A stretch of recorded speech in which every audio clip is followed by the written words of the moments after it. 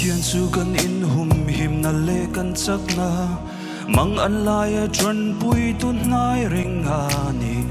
amma arin na nga tu apiang su mol povin an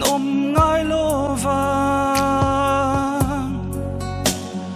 lalpa nge chuna tron pui chin vangi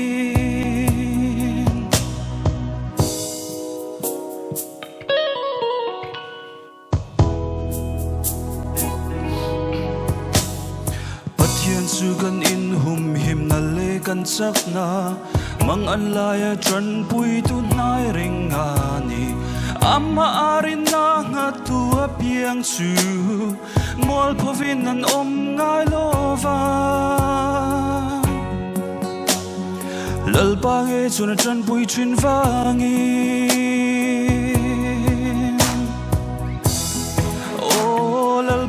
thật xia hi an tem sin te reng u mi sual bertan amangai na thum sia hi aro puye hallelujah lalpa sumin veng tu ani ka lau lovang eng lai pon ka kia nga om reng vangin angil nei na le trat na ro pui chuan kadam chungin min sui zela tin kum khoi na ne na ka chola o lal pa that zia hi han tem sin te reng u sual bertan amangai na thum sia hi aro puye hallelujah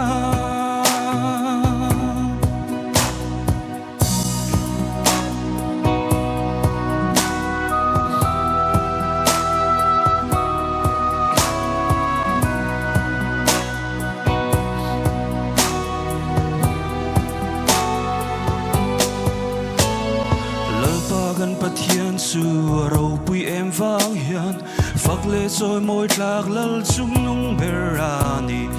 ani chuan kan kho lo na song te le kan bo chian na song chu lipin afa du taga min lo pum ta e oh lal pa that sia hi an tem sin te reng u mi sual bertan amangai na thlum sia hi aro puye hallelujah